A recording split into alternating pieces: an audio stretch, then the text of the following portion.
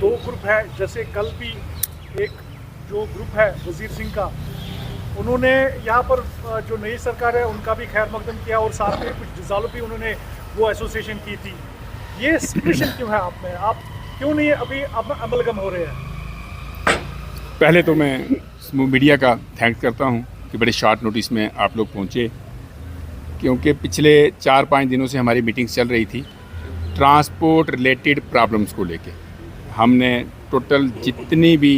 यहाँ में ऑर्गेनाइजेशंस हैं, यूनियंस हैं, कॉन्फेडरेशंस हैं, तो जितने भी स्टेक होल्डर्स हैं, हम पिछले 4 दिनों से पूरे खाली श्रीनगर में नहीं, पूरे कश्मीर डिवीज़न में हमने अलग अलग जगह मीटिंग्स की।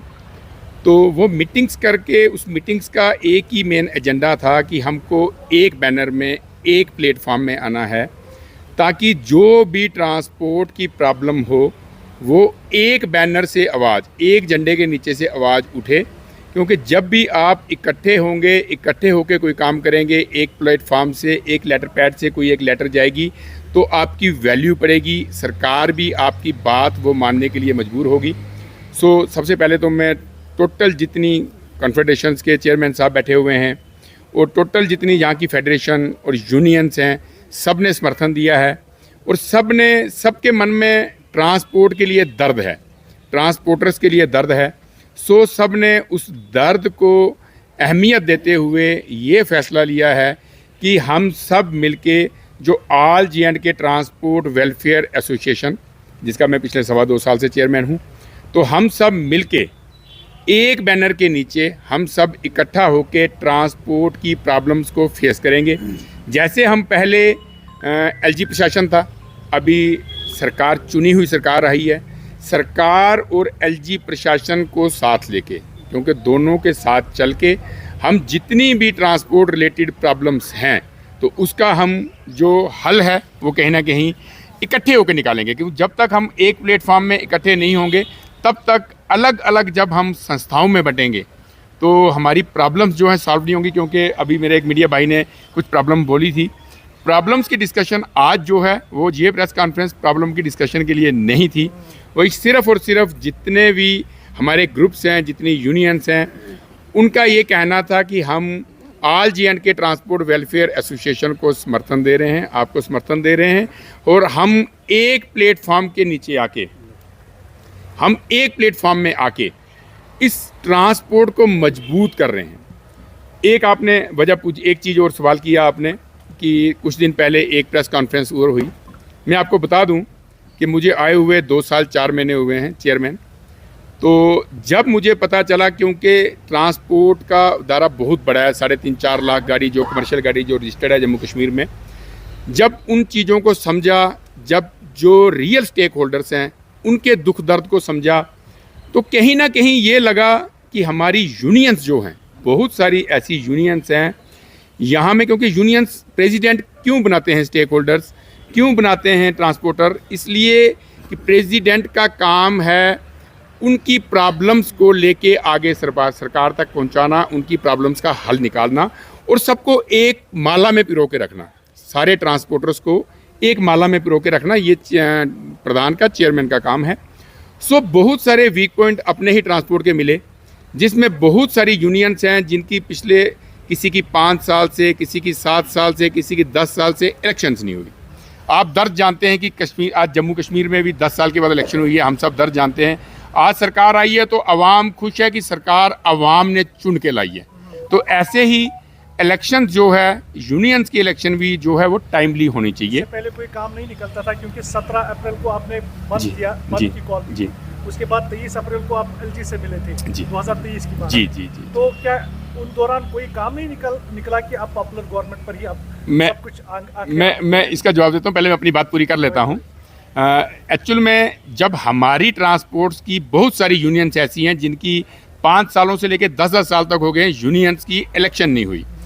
तो मेरे पास एज ए चेयरमैन हर एक transporter, stakeholders, transporter, union वाले सब आते हैं। जब सबकी बातें सुनी, उनका दर्द समझा, तो मैंने अपने प्रेसिडेंट साहबानों को, जो 4, 5, 6 प्रेसिडेंट हैं जिनकी यूनियन पिछले 10-10 सालों से इलीगल तौर में चल रही हैं, क्योंकि इलेक्शन नहीं है तो इलीगल है, तो उनसे जब हमने वार्ता की और उनसे ये बताया कि आपकी इलेक्शन जो है आफ्टर पार्लियामेंट इलेक्शन आपकी इलेक्शन कराई जाएगी, मगर पार्लियामेंट इलेक्शन के बाद में असेंबली की इलेक्शन आ गई। सो मैंने स्मूथ ट्रांसपोर्टरों से ये वायदा किया कि आफ्टर असेंबली इलेक्शन, जो हमने असेंबली इलेक्शन से पहले एक मीटिंग की, उसमें एक रेजोल्यूशन डाला और हमने जितने भी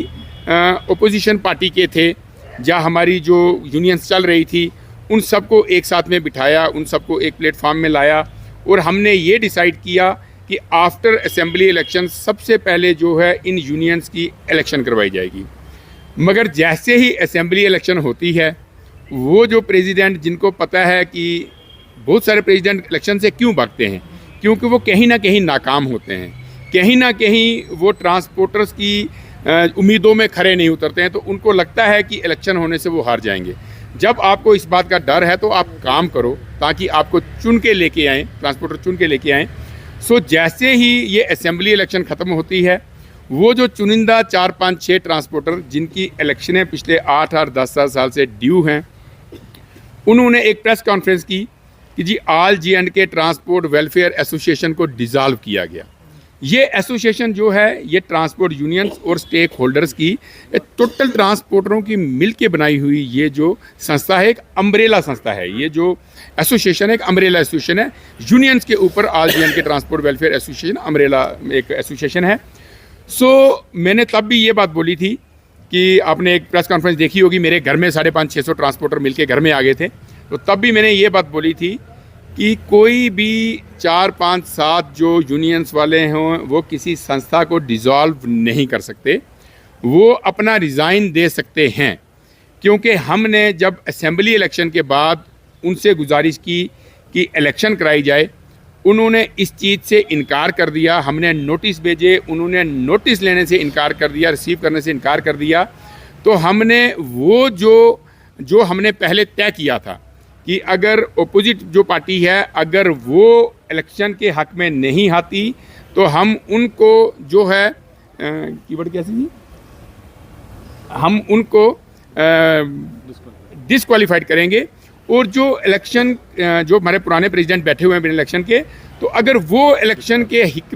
में नहीं आएंगे तो हम उनको डिस्चार्ज करेंगे। सो हमने जब उनकी बात सुनी तो वो इलेक्शन के हक में नहीं आए, तो हमने वो प्रेसिडेंट जिन्होंने आके प्रेस कॉन्फ्रेंस की है, already all J&K transport welfare association से वो डिस्चार्ज हो चुके हैं, वो डिस्चार्ज हैं। वो अपने हिसाब से वही 2, 4, 5, 7 बंदों को लेके, यूनियंस को लेके, जिनकी इलेक्शनें पिछले 5, 7, 8 और 10 सालों से ड्यू हैं, उनको लेके वो एक नया चेयरमैन बनाने की तैयारी कर रहे हैं, ताकि जैसे वो पहले इलीगल यूनियंस चला रहे हैं तो वो वैसे चलाएं। तो उसी संबंध में हमने सबसे पहले पूरे कश्मीर प्रोविंस में, जम्मू तो हमारे साथ है ही है, कश्मीर प्रोविंस में हर एक संस्था से, हर एक यूनियन से, कॉन्फेडरेशन से, टूर एंड ट्रैवल्स वाले, हर एक संस्था से हमने